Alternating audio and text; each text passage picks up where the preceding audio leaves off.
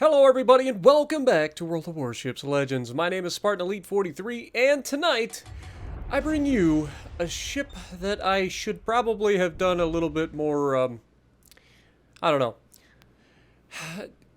I've been sitting on this video clip for a while. I bought the Anchorage for the trial because I was like, okay, well we did the one trial video for you guys. Let's try to bring out another one. And then I just realized that I don't want to do this. Like, this ship is not worth it. Like, it just isn't. Maybe when it releases, it'll be different, but I doubt it. So, what you're about to see is probably the most decidedly mediocre American cruiser that I've played. I want to like this ship. It has some good points, but it is also so inconsistent. I've Citadel battleships at ranges that are insane, and then I've turned around and not been able to do anything to anybody when I should be doing damage. And then on top of that, this thing's supposed to be decently tanky with the 27mm bow and all that, but then it turns into just eating shells everywhere. It's decidedly mediocre. Now, I will say this. It does have torpedoes, and don't forget to have those torpedoes, because those torpedoes do come in handy occasionally. But if you're like me and you play a lot of normal heavy cruisers for the Americans, or just cruisers for the Americans in general, you're going to realize that you forget about the torpedoes a lot. But we're going to push out to the right side. The one thing I will say about this that is the biggest issue that I've run into is that this ship needs somebody on your team to take some of the heat off. It is not a ship that needs to be out in the open. Now here, we fire at a broadside hipper. I wish I had AP loaded. I had used HE initially. So we are going to get some good hits here. We get a double fire on the hipper. He's going to put that out. We get a battleship shooting at us already, so we're going to try to turn away from that. And we are actually going to put up quite a good fight here. And we're going to get a showcase this ship when it's at its best, which is when it's not always the one everybody's looking at. Now, I've got to be very careful. There's an island here. So we're going to just double back, get the guns rotating the other direction, and try to avoid as much damage as possible here, while at the same time getting our guns back on target. Which leads me to the next point. These guns take a long time to turn. That's not an unusual trait for an American cruiser, but when you're constantly out in the open water, having to, like, zig and zag away, like, it becomes a problem. Now, this thing does not have Baltimore armor piercing, okay? So get that out of your mind right out of the gate. This thing has Wichita and New Orleans armor piercing. Has the same guns as the Balti and the Wichita, the good guns, but the problem is that it does not have that punching power that you get with the Baltimore and the Des Moines. So you're going to find yourself using HE quite a bit. Now, that's not to say that the AP is bad. If you've ever used the Wichita, if you've ever used the New Orleans, and you get an opportunity to use the armor piercing, you'll see what I mean. It's not bad armor piercing, but it's just not that super heavy armor piercing or heavy armor piercing that you get with the Balti, so you do have to be a little bit more selective when you use it. Whereas Balti, you could just shoot that stuff all the time, and you will be just fine. Here, the Zeton starts to open up its angle a little bit. We aim. Look at that accuracy. That's the other thing that's gonna... And there's the Citadels that I'm talking about. That's the weird Citadels. If that happened every single time, it would be like, oh my god, maybe this thing does have Baltimore armor piercing. But no, it doesn't. It's just random. Like, it seems so random when it decides to Citadel. I don't understand it. It's one of the most frustrating, inconsistent American cruisers I've ever played. And that's saying it lightly.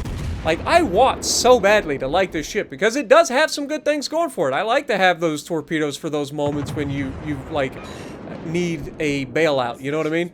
And I love having more guns. More guns, more better, right? That's just how it works. Maths. Everybody likes it. More equals better. Oh my god, never mind. Ganaisano finally hits the target and just removes that Atlanta from existence. But, yeah. The next problem that I have with this thing is it just eats damage. If anything touches it, it doesn't matter what size the guns are. It doesn't matter if it's HE or AP. This thing will just eat damage all day long, and it just gets wrecked. Which is why it comes in real handy to have a smoke screen, right? So we actually get to use our smoke screen. Now, why is this a good thing? Having a smoke screen is huge, and especially at mid and high tiers, because it comes into a point where you're going to be able to disengage, but yet continue to put out that DPM that cruisers love, right? Here's the problem with it. Very rarely in World of Warships Legends do you actually have teammates that are capable of spotting while you're in a smoke screen. So as a solo player, most of the time, you use that smoke screen to get out of trouble rather than be able to continuously pump out damage while not being able to be seen. That is the biggest issue with this thing. I want to be able to use the smoke screens. I want to play this thing a little bit more aggressively. But the problem is you never get a chance to do that, and it's too squishy to get away with it. Like, if you try to use this thing aggressively, it doesn't matter what shoots you, it just damages you, no matter where it hits. Whether it's AP, HE, doesn't matter. But here we got some more shots going into the superstructure, and we managed to finish off the Zeton. Now we're at 50,000 damage. We've got our first kill. We've helped to push this side back. Our entire team is over here, so I'm going to do what?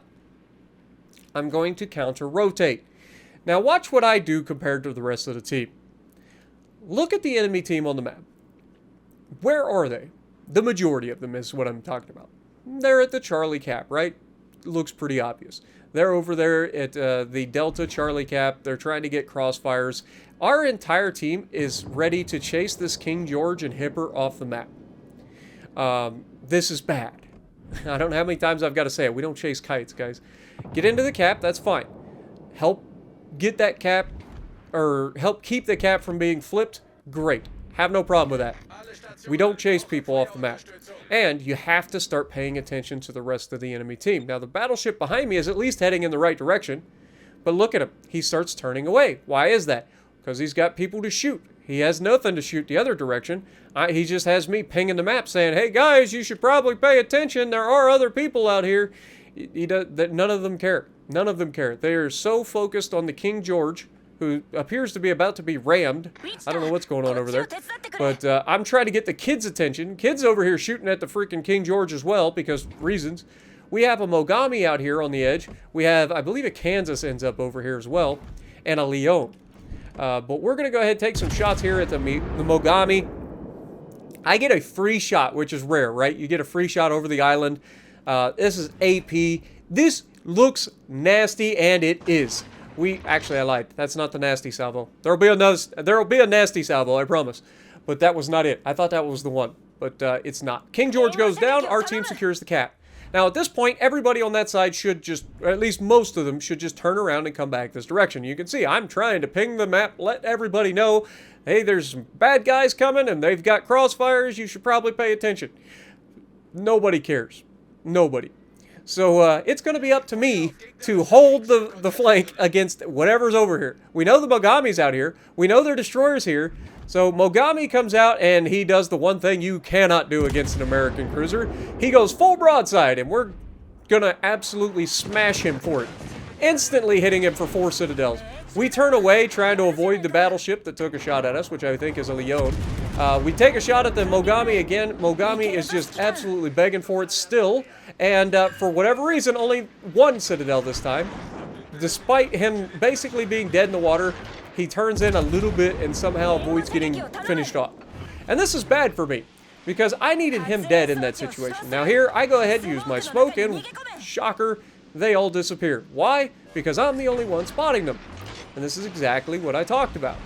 Now, there's the Kansas that I was talking about. We've got to be careful with, because he does overmatch us. We're using the smoke as a way to break contact. We want to get the drop on the enemy. We don't want them to have the drop on us, right? Now, here's the downside. When you give up your radar for smoke, that is a lot of utility gone out the window. Yes, smoke is a great tool when you get to use it in the right context. But more often than not, the smoke is going to be relatively useless. Now here we do have some shots at the Kansas here. We're going to try to reverse. You can see I'm checking my smoke firing penalty right now, which is 6.5 kilometers, which I believe is actually pretty decent for a heavy cruiser. If I remember correctly, most heavy cruisers are like 7-kilometer smoke firing penalty. So this thing actually has a pretty decent smoke firing penalty. It's not quite as good as the light cruisers for the British, where they have like a 6.1 or sub 6 kilometer smoke firing penalty. But these are bigger guns. Now, we do have our sonar on because we did expect torpedoes, and we see the torps coming, and you can see people are actually trying to hit us in our smoke. So we're going to go ahead, turn away from the torpedoes to make it easier to dodge them. They run out of range anyway. Our guns are going to take 10 years to turn the other direction, but we're going to try to pop out and see if we can't get involved in a gunfight here against what we know is the Benson. And Benson, you have bitten off way more than you can chew, my brother. Like, I respect it, but you need to choose your engagements a little bit better. Now, he's coming out here swinging, right? He's like, I got this. And the Mogami's still taking his shots at me too, but this guy is like 7 kilometers away in a destroyer versus an American cruiser with a lot of guns. Like, that is, I mean, any cruiser with a lot of guns is bad. But the fire rate that he's going to have to deal with here, even for these cruiser guns, is pretty significant. And he's doing a good job of trying to like mix up how fast he's going, kind of throwing my aim off a little bit.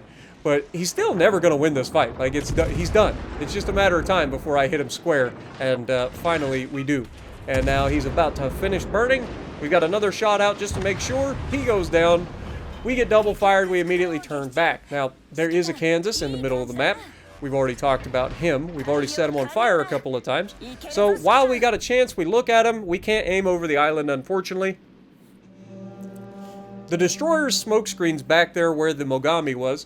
So that's why he wasn't able to break contact. So he just went full ham and kept engaging with us. We're going to turn back and engage the Leon. Now, I'm not afraid of a Leon in this cruiser because I have 27 millimeters of armor pretty much everywhere, right? Makes sense. It's like, okay, he cannot overmatch me. You don't need to overmatch this thing, turns out, at any sort of range, even close range. Like, I went up against a couple of German battleships. One was, I believe, a Brandenburg, and the other was a Bismarck. And their secondaries ripped me apart in seconds. Seconds. Never had a chance. I've gone toe-to-toe with Bismarck 1v1 in my Balti and my Wichita. You guys know, I'm a very aggressive cruiser player. Like, I am not the kind of guy to sit behind an island and spam HE the entire game. I like to get up in there. I like to duke it out. If I get an opportunity to go 1v1 against a battleship, I'll do it. Like, you guys know that. This thing cannot do that. It just does not like it. It gets yeeted every single time. It's got the same weaknesses as the other American cruisers do when it comes to being overmatched. It can definitely be citadeled straight through the bow. It can also be citadeled pretty much anywhere else somebody touches it. But the biggest issue for me is that it just eats pins from everywhere. Like, it doesn't seem like you ever end up actually bouncing around. It doesn't seem like it, like, legitimately, unless it's a cruiser, does not seem like your armor even works. It just constantly eats penetrations. So, personally, I'm not a big fan of this thing. I would rather be in the Balti or the Wichita any day of the week over this thing. I just feel like if you want an HE spammy cruiser, Wichita does it better. It's not even close. If you want an AP-centric cruiser, Baltimore does it better. It's not even close. So personally, the smokescreen I don't think is enough of a good thing. The torpedoes are kind of meh.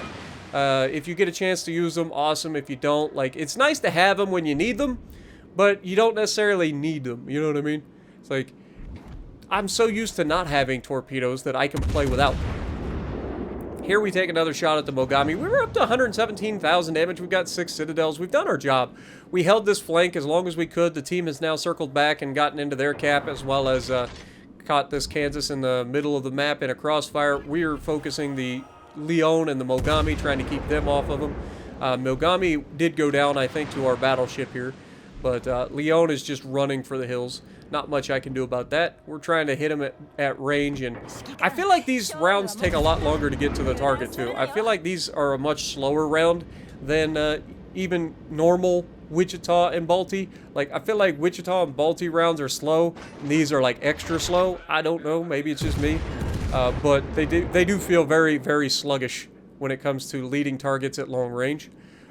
More so than the regulars that I'm used to. But it's still not impossible to land significant damage. And you can see if you land, I mean, these shells are nasty. Whether you're shooting HE or AP, they do good work. But that's pretty par for the course for any American cruiser, no matter what. But look at that damage. HE straight to the superstructure, just punishing him. And he's going to go down. Any moment, down he goes to the fire of the Hipper. But overall, I feel like I want to like the ship, but as a solo player, I feel like there are better ships that are already in the game, so I don't know why this ship even exists.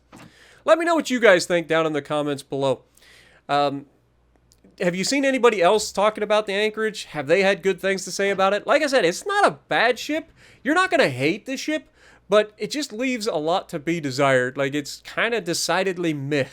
You know, it's like right there in the middle of the pack. It's like there's nothing really that makes it stand out as particularly interesting. Yes, it's got smoke. Yes, it's got torpedoes, but is it worth it? Let me know down in the comments below what you guys think. And if you like what I'm doing, punch the like button, leave a comment below, subscribe to the channel if you haven't already, and as always, I will see you in the next video.